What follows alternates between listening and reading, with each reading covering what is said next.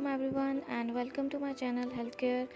आज का जो हमारा टॉपिक है वो बहुत ही इम्पोर्टेंट है और वो है गेस्टेशनल डायबिटीज़ से रिलेटेड, यानी ऐसी ख़वातीन जिनको हमल के दौरान शुगर का मसला दरपेश आ जाता है।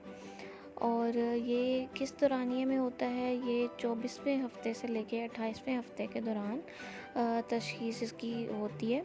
और इसकी वजह क्या होती है कि आवल यानी प्लेसेंटा जो होता है, जिसके ज़रिए बच्चे तक खुराक और ऑक्सीजन पहुंचती है, उससे कुछ हार्मोन्स बनते हैं। और जब वो हार्मोन्स बनते हैं तो वो शुगर का लेवल बॉडी के अंदर बढ़ा देते हैं और कुछ ख़वातीन में ये मसला दरपेश होता है। और इन हार्मोन्स की वजह से जो प्लेसेंटा बनाता है, शुगर का लेवल ज़्यादा हो जाता है और जो पेंक्रियाज है यानी जो लबलबा है वो इंसुलिन बनाता है और शुगर का लेवल नॉर्मलाइज़ करता है। मगर वो इतनी ज़्यादा इंसुलिन नहीं होती कि वो शुगर का लेवल कंट्रोल कर सके, क्योंकि प्लेसेंटा से शुगर लेवल ज़्यादा बढ़ रहा होता है, ग्लूकोज ज़्यादा बढ़ रहा होता है। तो उसकी वजह से ये मसला दरपेश आ जाता है और इसको कंट्रोल करने के मुख्तलिफ़ तरीके होते हैं। अब ये जो है टेस्ट 24वें से 28वें हफ्ते के दौरान गायनाकोलॉजिस्ट कराती हैं और इस टेस्ट को कहते हैं OGTT, oral glucose tolerance test. उसमें ये होता है कि आपका जो है नॉर्मली प्रेगनेंसी के दौरान जो फास्टिंग ब्लड शुगर लेवल होता है वो लेस देन 95 होना चाहिए, 95 मिलीग्राम पर डेसीलीटर होना चाहिए। तो ओरल ग्लूकोज टॉलरेंस टेस्ट जो होता है वो सिर्फ एक रीडिंग या इस तरह नहीं होती, लेकिन उसके लिए एक ख़ास तरीके से वो टेस्ट किया जाता है।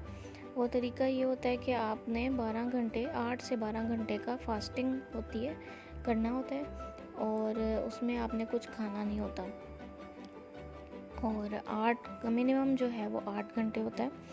8 घंटे के फास्ट के बाद आपका सुबह सवेरे एक सैंपल लिया जाता है, फास्टिंग सैंपल, जो आपने 8 घंटे कुछ खाए पिए बगैर आपने जो सैंपल देते हैं ब्लड सैंपल होता है।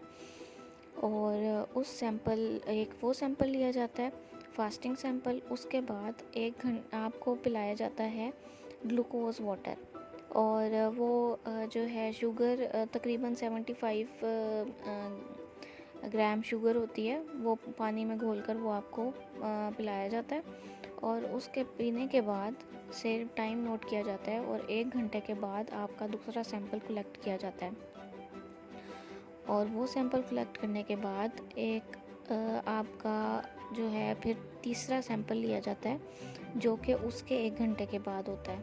यानी 3 सैंपल कलेक्ट किए जाते हैं, एक फास्टिंग में, एक उसके 1 घंटे के बाद पानी पीने के बाद और एक फिर दोबारा से दूसरे घंटे के बाद। तो इस तरह से 3 सैंपल लिए जाते हैं और उसकी रीडिंग्स नोट की जाती हैं। अब रीडिंग में ये होता है कि आपका फास्टिंग लेवल जो है वो 95 से कम होना चाहिए। आपने जब शुगर सोल्यूशन पी लिया और उसके 1 घंटे के बाद जो सैंपल आपका हुआ है उसका सैंपल आपका 180 से कम होना चाहिए। और जो तीसरा जो आपका सैंपल लिया गया है 2 घंटे के बाद वाला, उसमें आपका जो लेवल है वो 140 से कम होना चाहिए। लेकिन अगर ये लेवल्स आपके ज़्यादा आते हैं तो इसका मतलब है कि आप गेस्टेशनल डायबिटीज़ का शिकार हो चुके हैं। इसको कंट्रोल करना बहुत ज़रूरी होता है क्योंकि ये बच्चे पे असरअंदाज हो सकता है। तो इसका जो फर्स्ट स्टेप होता है कंट्रोल करने का वो ये होता है कि आपको ओरल मेडिसिन दी जाती हैं, ऐसी मेडिसिन जो कि बच्चे पे कोई जिसका नुकसान ना हो, इस तरह की मेडिसिन आपको दी जाती है। और वो आपके अकॉर्डिंग टू जो आपका लेवल्स आ रहे हैं उसके अकॉर्डिंग मैनेज किया जाता है कि किस तरह से आपको टैबलेट्स देनी है। पहले तो लाइफस्टाइल, अगर तो आपके लेवल बिल्कुल बॉर्डर लाइन है तो वो लाइफस्टाइल से भी बेहतर हो सकता है। मगर अगर लाइफस्टाइल से भी बेहतर नहीं हो रहा, यानी वॉक करने से या आपके खुराक में चीनी वगैरह कार्बोहाइड्रेट्स बिल्कुल अगर आप कम कर दें और शुगर वाले ड्रिंक्स और ऐसी चीज़ें बिल्कुल आप बंद कर दें और फिर भी आपका लेवल नहीं ठीक हो रहा, तो फिर आपको मेडिसिन पे डाला जाता है और वो मेडिसिन जो है वो अकॉर्डिंग टू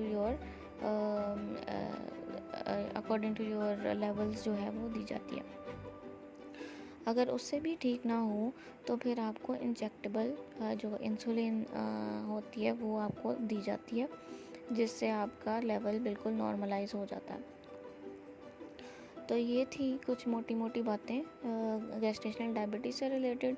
और इसके अलावा वैसे अगर नॉर्मली देखा जाए तो आपको चाहिए कि लाइफस्टाइल जो है वो अपना बेहतर करें प्रेगनेंसी में, क्योंकि जैसे जैसे प्रेगनेंसी का वक्त बढ़ता है और ये गेस्टेशनल डायबिटीज़ का जो है उसको कंट्रोल करने के लिए बेहतर यही है कि आप अपनी वॉक को जो है ज़िंदगी का हिस्सा बनाएं।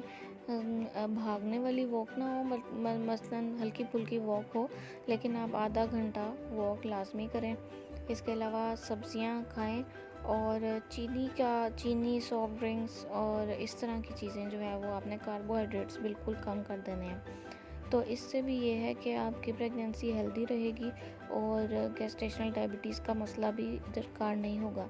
लेकिन कुछ लोग होते हैं जिनकी फैमिली हिस्ट्री होती है, उसकी वजह से भी कुछ लोगों में डायबिटीज़ हो जाती है। या इसके अलावा अगर आपकी पहली प्रेगनेंसी में डायबिटीज़ का मसला पेश आया है तो उसके बाद भी आपको दूसरी प्रेगनेंसी में भी डायबिटीज़ का मसला दरपेश हो सकता है। इसके अलावा कुछ लोगों में अगर ओबेसिटी है, मोटापापन है या ब्लड प्रेशर या कोलेस्ट्रॉल लेवल ज़्यादा है तो उसकी वजह से भी कुछ लोगों में ये मसला पेश हो सकता है। तो उम्मीद है आपको ये वीडियो अच्छी लगी होगी। अगर आपको इससे रिलेटेड कोई क्वेश्चन पूछना है तो वो आप कमेंट सेक्शन में पूछ सकते हैं। और don't forget to like and subscribe my channel. Thank you.